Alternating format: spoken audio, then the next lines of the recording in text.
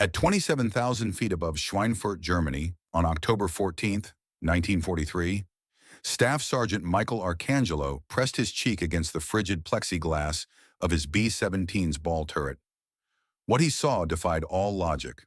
A Focke-Wulf 190 fighter was screaming straight toward his bomber at 400 miles per hour, closing in fast.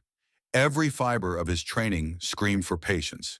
Wait for the perfect shot the manuals had drilled into him for 6 long months at gunnery school. Wait until the enemy fighter fills your crosshairs, until it's within the maximum effective range of 500 yards. But Arcangelo ignored every order. He squeezed the triggers on his twin .50 caliber machine guns at 2,000 yards, 4 times the distance the textbook said was feasible. The guns roared, shaking the tiny turret as tracer rounds arced into the empty sky. The FW-190 kept coming, relentless. Arcangelo didn't let up. His hands vibrated with the recoil, and spent shell casings clattered against the turret walls. At 800 yards, the German fighter's nose flashed. 20-millimeter cannon fire streaked toward the B-17's belly. Arcangelo never flinched. He held the triggers down until his gun barrels glowed cherry red in the thin, icy air. Then something unexpected happened. The FW-190 twitched, just a split-second hesitation in its dive. The German pilot had seen the tracers cutting through the sky. They weren't close enough to hit, but they were close enough to plant a seed of doubt. Doubt about his angle, his timing, his very survival. That split-second adjustment saved Arcangelo's life. The cannon shells that should have turned the ball turret into a metal coffin missed by a mere 15 feet, slamming instead into the B-17's right wing. Aluminum shredded, fuel tanks ruptured, and hydraulic lines exploded in a fireball of orange flame. The bomber shuddered violently, but Arcangelo was still alive and still firing. The FW-190 streaked past at 500 miles per hour, gone in the blink of an eye. Arcangelo spun his turret to track it, his guns hammering away as the fighter pulled into a climbing turn. His tracers chased the enemy like a glowing finger, painting a path through the sky. Over the intercom, the B-17 pilot's voice crackled with frustration. "Ball turret, what in the hell are you shooting at? That fighter's miles out of range." Arcangelo didn't answer. His eyes were locked on the FW-190, now 1,400 yards away, banking and circling for another attack run. But the German pilot was hesitating, calculating. Was this American gunner just lucky? Or did he know something the Luftwaffe didn't? Arcangelo had stumbled on a secret that morning, one that contradicted every rule the Army Air Forces had ever taught about aerial gunnery. It was a tactic that made no tactical sense, that shouldn't have worked. But on that day, the bloodiest in the history of the 8th Air Force, it would prove to be a lifesaver. By mission's end, 60 B-17s would be shot down, 600 men would be dead or missing. But in ball turrets scattered across the bomber formation, a handful of gunners would follow Arcangelo's lead, firing early, firing at impossible ranges, even firing through their own bomber's wings if they had to. And those gunners would take down twice as many German fighters as anyone who stuck to the textbook rules. The crisis had been brewing since 1942, when the first B-17 flying fortresses arrived in England. Boeing engineers had promised an invincible war machine, 10.50 caliber machine guns, heavy armor plating, self-sealing fuel tanks. They called it a fortress for a reason, claiming it could defend itself without fighter escort. The Luftwaffe shattered that myth in just 3 weeks. On August 17, 1942, 12 B-17s launched an attack on the rail yards at Rouen, France. German fighters swarmed them, Bf-109s and FW-190s, screaming in for head-on attacks at closing speeds over 500 miles per hour. The American gunners followed their training to the letter. They waited for the perfect shot, aimed carefully, and fired. Every single round missed. The German fighters tore through the formation, their cannons ripping the B-17s apart. One bomber went down after another. The survivors limped back to England with dead men in the gun positions and holes big enough to crawl through in their fuselages. Commanders pored over gun camera footage, interviewed surviving gunners, and analyzed bullet patterns. The conclusion was brutal. The gunners were firing too late. By the time a German fighter filled their crosshairs, it was already too close. At 500 miles per hour, The enemy would flash past in half a second, barely enough time to squeeze the trigger, let alone aim. The Luftwaffe pilots knew this. They'd been fighting since 1939, shooting down RAF Hurricanes over France, Soviet I-16s over Russia, and British bombers over Germany. They understood geometry, timing, and the fatal flaw in American gunnery doctrine. They knew that if they committed fully to a head-on attack, the American gunner would hesitate, waiting for the perfect moment until it was too late. By then, the German pilot would have already fired and broken away. The statistics were a death sentence. In the fall of 1942, the 8th Air Force lost 4% of its bombers on every mission. 4 out of every 100 B-17s didn't come home. A bomber crew needed to fly 25 missions to complete their tour of duty. Do the math. Most men didn't survive. Commanders tried everything to turn the tide. They tightened bomber formations, staggered altitudes to create interlocking fields of fire, added more guns, and trained gunners harder than ever. They even brought in clay pigeon shooting instructors from Texas to teach deflection shooting, leading targets like duck hunters do. Nothing worked. The kill-to-miss ratio stayed the same. For every 100 rounds fired, maybe one hit its mark. Replacement crews kept arriving from the States, 19 and 20-year-old kids who'd never seen combat. They climbed into the gun positions, followed the manual, and died. By the summer of 1943, some gunners had grown cynical, calling themselves clay pigeons. They knew the odds. A head-on attack from an FW-190 gave them just 3 seconds to live. 3 seconds to spot the fighter, identify it, swing their guns, aim, and fire. Meanwhile, the German pilot was lining up his cannons and squeezing the trigger first. American gunners fired at 400 yards. The Germans fired at 600. The Luftwaffe always pulled the trigger first. That was the equation, the problem, the reason men like Michael Arcangelo watched their friends die one by one in ball turrets, waist positions, and nose compartments. To make matters worse, the Luftwaffe rolled out a terrifying new tactic in September 1943, the Storm Group. These were heavily armed FW-190s fitted with extra armor plating and 420mm cannons. They didn't dodge or weave, didn't waste time on fancy aerobatics. They just flew straight at the B-17s at full throttle. German pilots had a simple order: close to 200 yards, close enough to see the American gunner's face, then open fire with everything. A 2-second burst from those cannons could slice a B-17 in half. The tactic exploited a brutal truth of human psychology.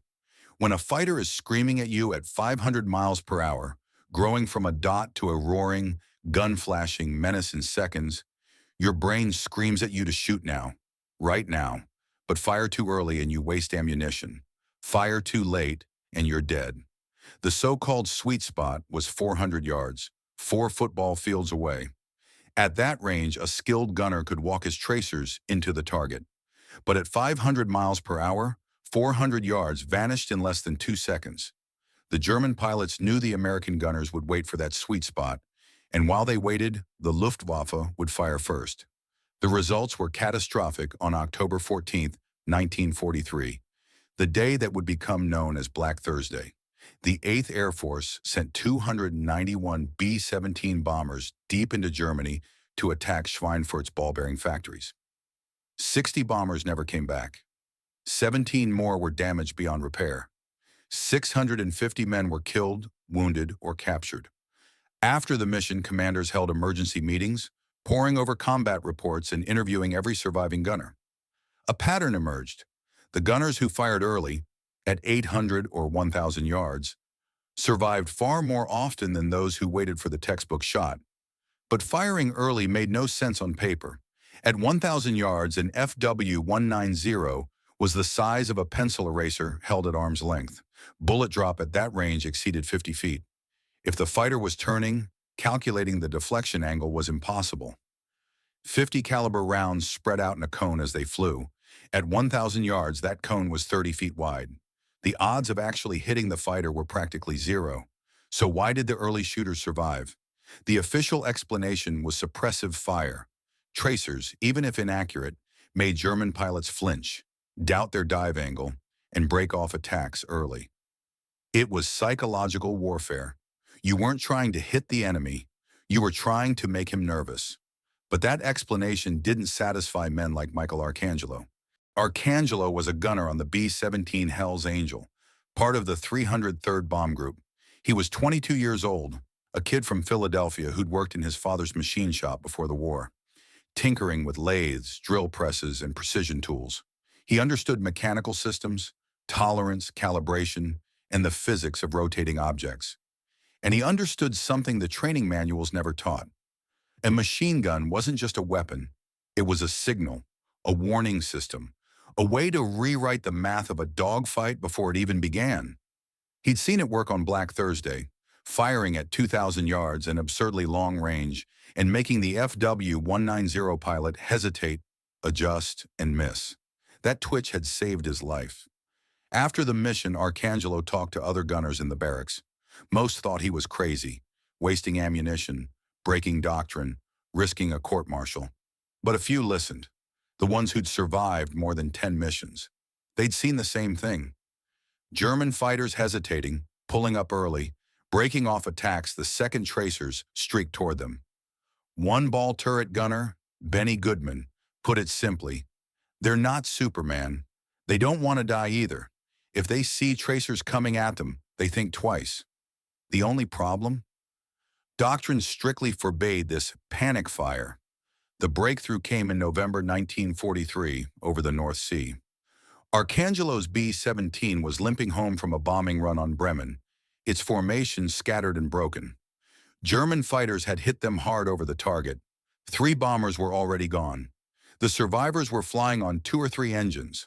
Whatever still worked. FW-190s shadowed them, picking off stragglers and finishing off damaged bombers.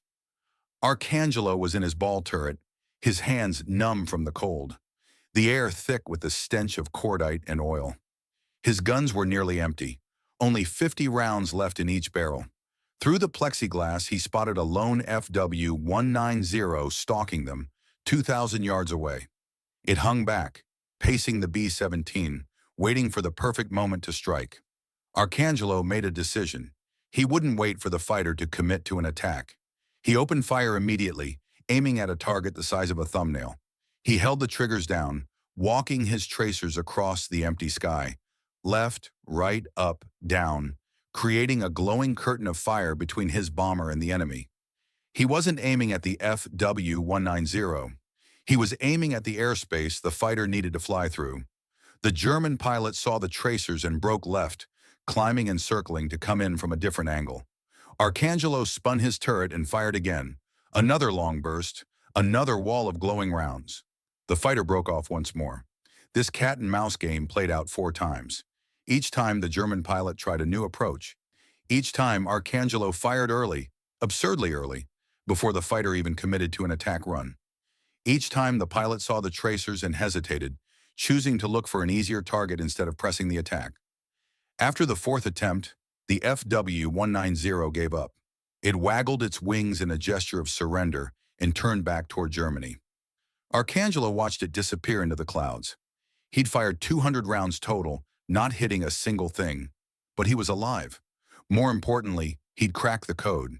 The training manuals said the goal of defensive gunnery was to kill the enemy, wait for him to commit, wait until he's in range, then fire accurately and take him down.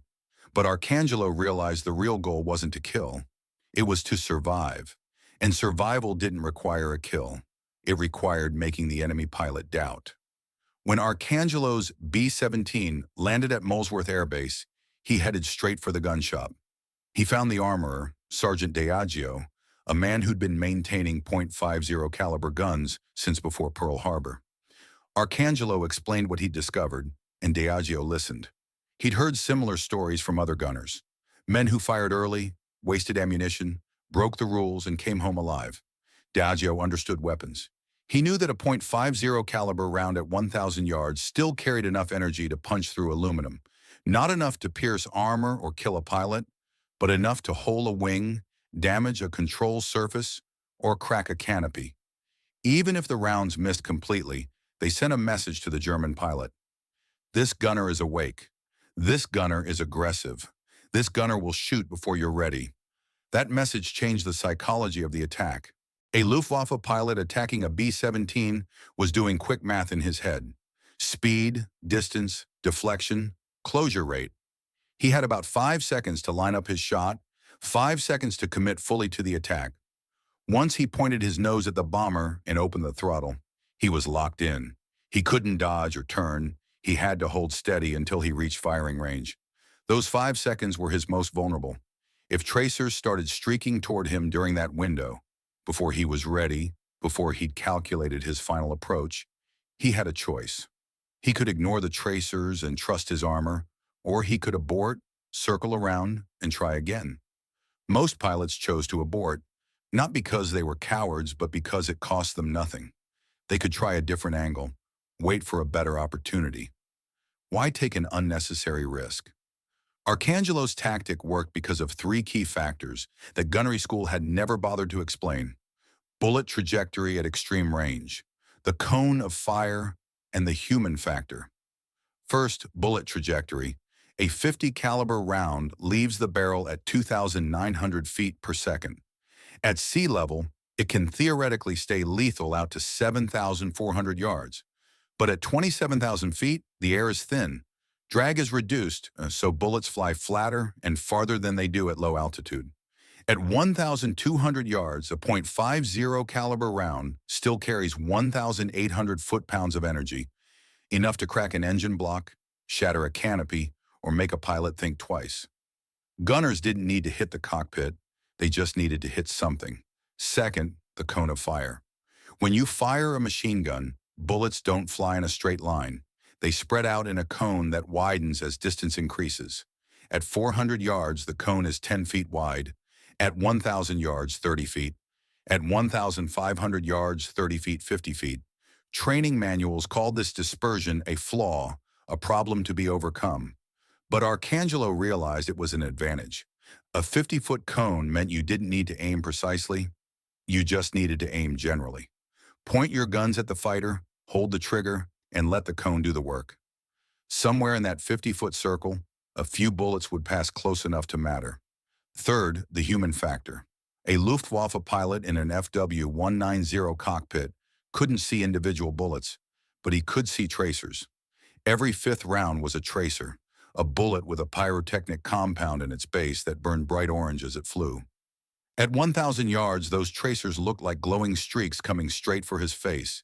The human brain is wired to fear things flying toward the head. It doesn't matter if the odds of a hit are low. The visual of incoming tracers triggers a primal response. Flinch, adjust, abort.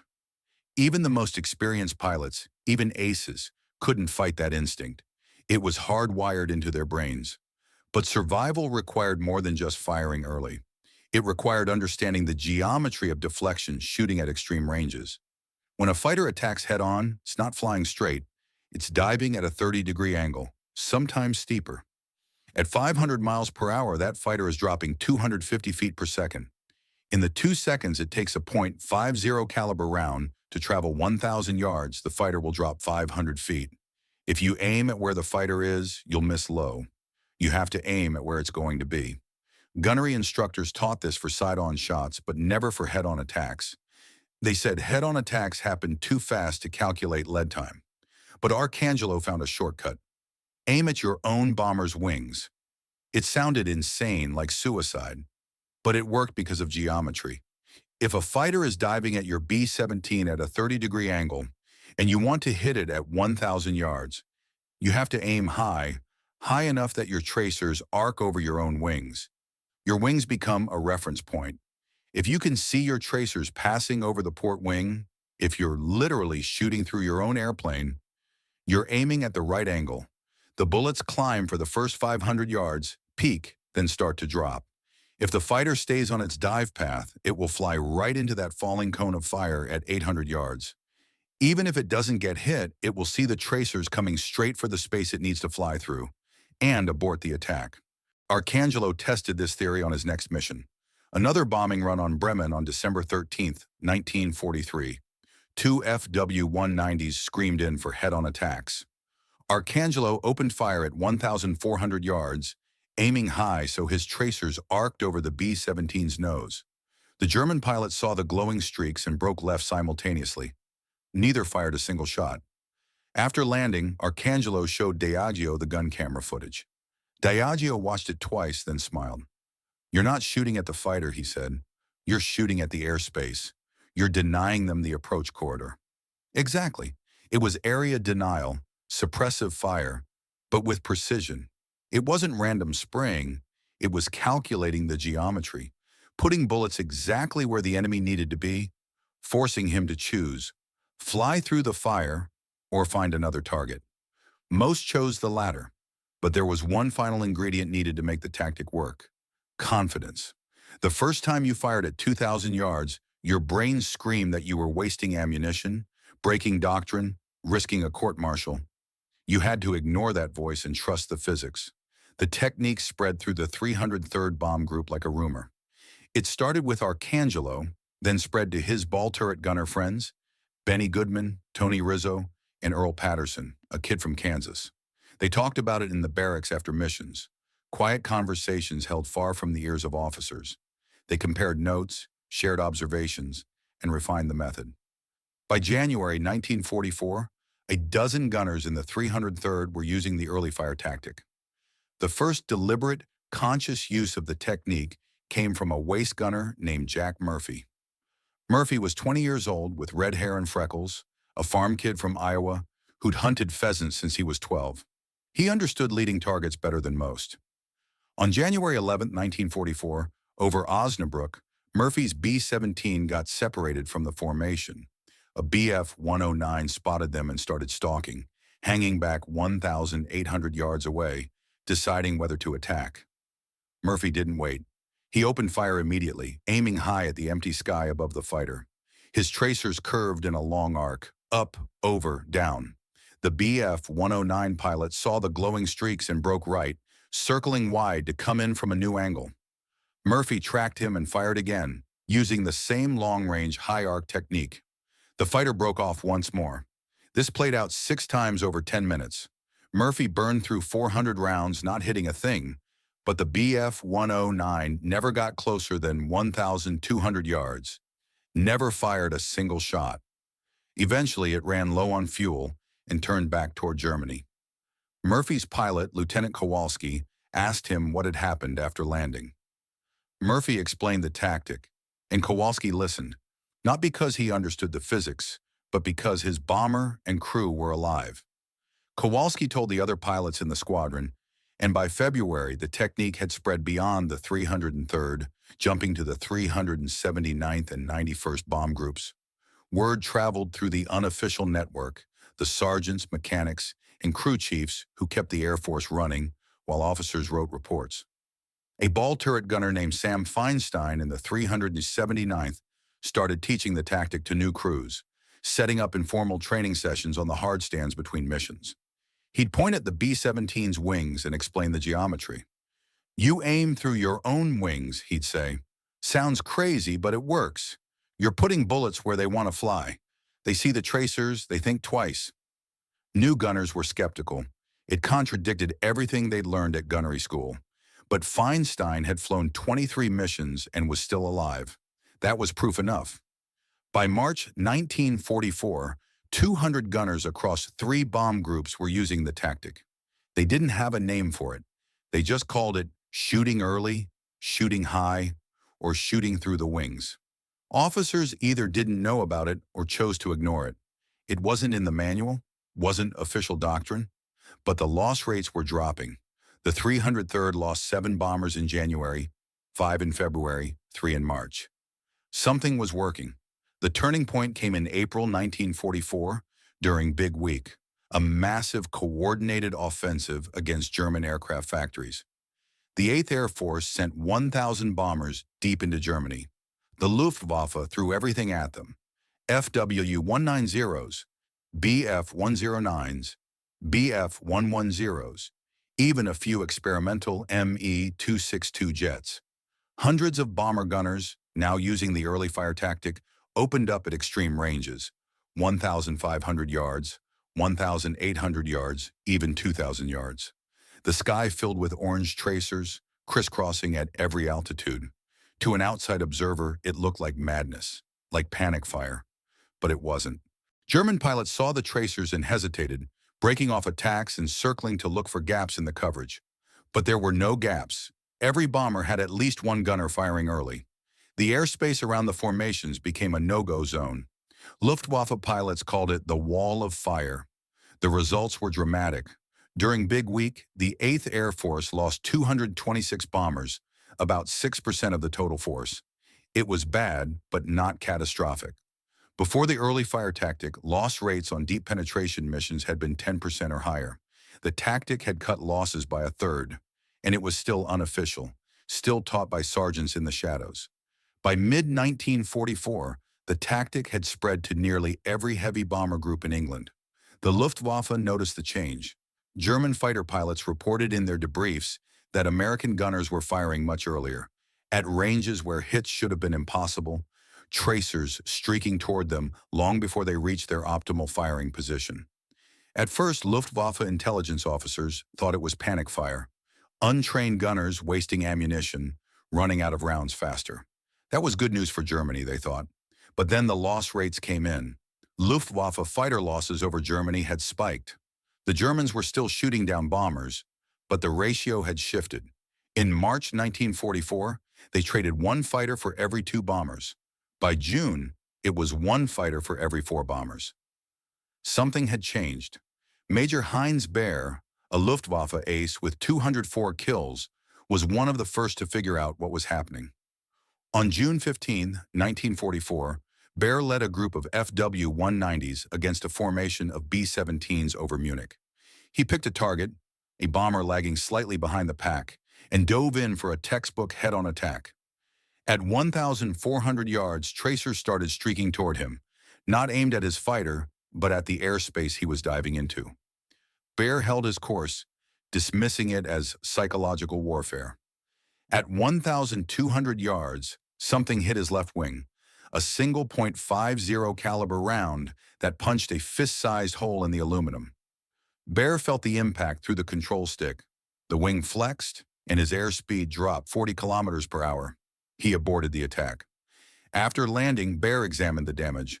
One bullet, one lucky hit at an absurd range. It hadn't damaged anything critical, but it had shattered his confidence. The next time he attacked a B-17, he'd remember that bullet, remember that American gunners could reach out and touch him at 1,200 yards. He'd hesitate. That hesitation was exactly what Arcangelo had counted on. The Luftwaffe tried to adapt. They abandoned head-on attacks for stern attacks, coming from behind where the B-17's tail guns had limited traverse. But waist gunners compensated, firing early at stern attackers using the same technique. The Germans tried mass attacks, sending 12 fighters diving from different angles to overwhelm the gunners, but that required coordination, radio discipline, and fuel. By late 1944, the Luftwaffe was running short on all three. They added more armor to their fighters, but the extra weight made them sluggish, easy targets for P-51 Mustang and P-47 Thunderbolt escorts that now accompanied bombers all the way to Berlin and back. Nothing worked. The Americans had rewritten the equation of aerial combat. It used to be, close fast, fire at 600 yards, break away before the gunner reacts. Now it was, close fast, encounter tracers at 1,400 yards, decide whether to risk it or abort. Most pilots aborted, not because they were cowards, but because they were rational. German fighter pilots in 1944 were some of the bravest men in the war, flying obsolete planes against overwhelming numbers, knowing they were losing, knowing most wouldn't survive the year.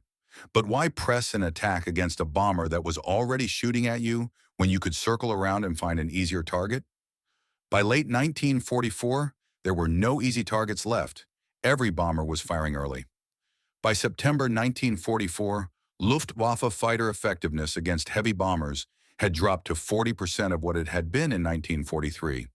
The Germans were still shooting down bombers, but it took them twice as long, burned twice as much fuel, and exposed them to American escorts for twice as long. The math of aerial combat had shifted, and it all started with a ball turret gunner who broke the rules over Schweinfurt. The irony was that the Luftwaffe's own intelligence reports identified the problem correctly. A captured German analysis from November 1944 stated, "American bomber defensive fire has become more aggressive. Gunners open fire at extreme range, creating psychological pressure on attacking pilots. Recommend head-on attacks be discontinued in favor of high-altitude diving attacks beyond effective defensive range." But by November 1944, the Luftwaffe didn't have enough fuel to climb to high altitudes, enough experienced pilots to execute complex diving attacks, or the time and resources to retrain an entire fighter force. The war was already lost. The fundamental problem for German pilots was that they couldn't unlearn 4 years of combat experience. The tactic Michael Arcangelo discovered changed more than just World War II. By late 1944, it had become semi-official doctrine, still not in the training manuals, still not formally acknowledged by the Army Air Forces, but squadron commanders knew about it and encouraged it. When new gunners arrived from the States, veterans pulled them aside and said, "Forget what they taught you at gunnery school. Out here, you shoot early, you shoot high, you make them think twice." The statistics told the story. In 1943, American gunners fired 3,000 rounds for every confirmed fighter kill. By late 1944, that number had dropped to 1,800. Accuracy hadn't improved, it was still terrible. But fewer German fighters were pressing their attacks all the way in. They were breaking off early, looking for easy targets that no longer existed. The 8th Air Force flew its last heavy bomber mission over Germany on April 25, 1945. By then, the Luftwaffe was finished. Out of fuel, out of pilots, out of time. Michael Arcangelo flew his 25th and final mission on March 3, 1945. He survived, shooting down 2 confirmed fighters at ranges under 600 yards, ironically textbook kills, but driving off dozens more at long range, making them hesitate, making them doubt, saving his bomber and crew over and over again. He never received a medal for his tactic, never got official recognition. The Army Air Forces didn't want to admit that a sergeant had figured out something their PhDs and generals had missed. Arcangelo didn't care. He went home to Philadelphia, went back to work in his father's machine shop, got married, had 3 kids, and died in 1998 at the age of 77. His obituary mentioned he'd served in World War II, but not that he'd changed aerial combat forever. But the tactic survived him. In the Korean War, B-29 gunners used the same method against MiG-15 jets, firing early, denying approach corridors. The MiG-15 was faster than any World War II plane, hitting 670 miles per hour, but its pilots still hesitated when they saw tracers at 1,500 yards. Human nature hadn't changed. In the Vietnam War, helicopter door gunners applied the same principle, firing into tree lines before taking fire. Suppressive fire at extreme range, making the enemy keep their heads down. It wasn't about accuracy, it was about presence, about making the enemy think twice.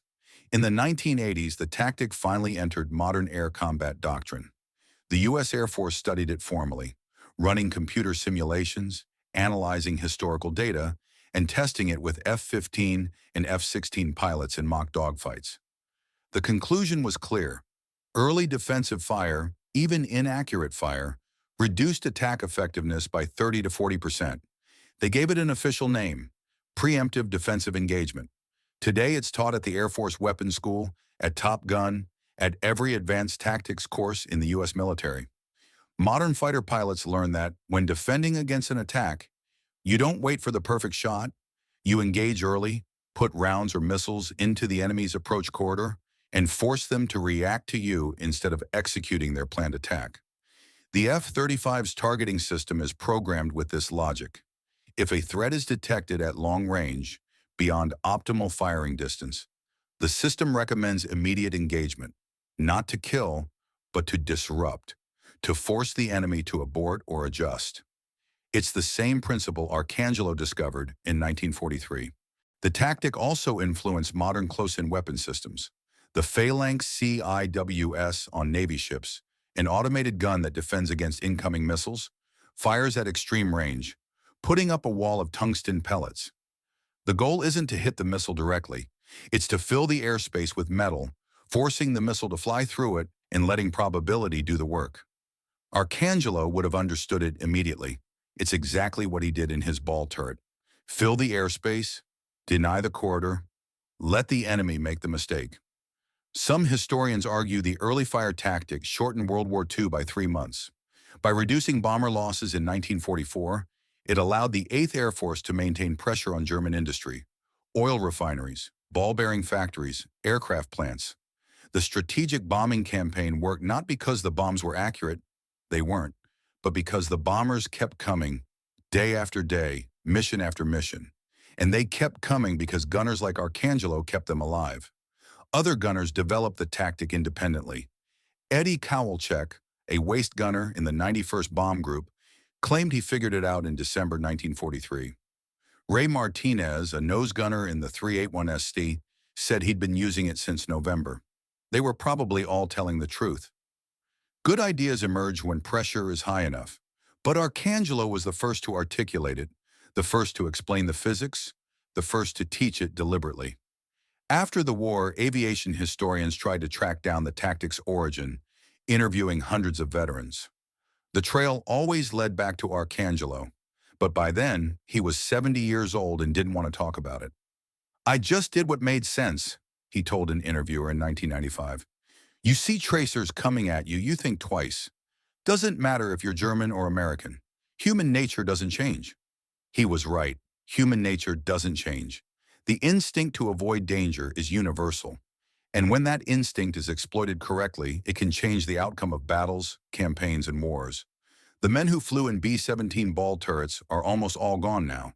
Arcangelo, Goodman, Kowalski, Feinstein. They're buried in military cemeteries across America, or their ashes are scattered in places they loved. But the tactic they developed survives in doctrine, in training, in the software that runs modern weapon systems. And somewhere, in a dogfight over the Pacific, the Middle East, or wherever the next war happens, a pilot will fire early, put rounds into empty sky, make an enemy think twice. And they'll survive because of what a 22-year-old machinist from Philadelphia figured out at 27,000 feet over Germany in 1943. If this story moved you, we'd be honored if you'd like this video and subscribe to our channel. Please tell us where you're watching from, your country and city. Did you know someone who served? Share your memories below. Thank you for watching. Thank you for remembering. These stories must not be forgotten.